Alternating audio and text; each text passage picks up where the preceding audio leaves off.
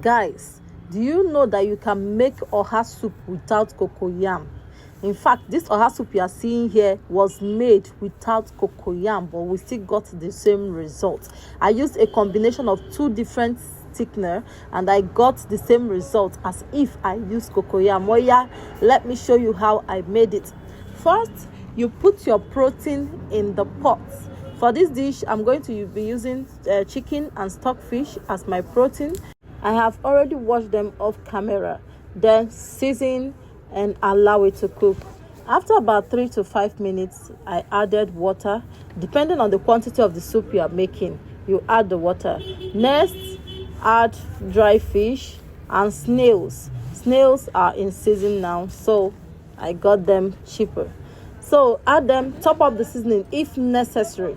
Then add pepper, palm oil, crayfish, stir and cover the pot and allow it to cook until the chicken is almost done.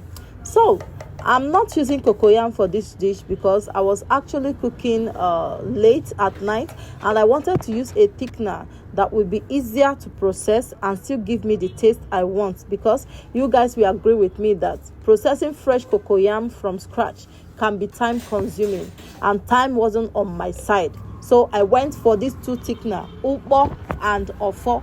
Forgive me for I do not know what it is called in English. You can Google to find out what it's called in English, okay? But whenever you go to market and ask them for ukpo and ofo, I'm sure they will give it to you.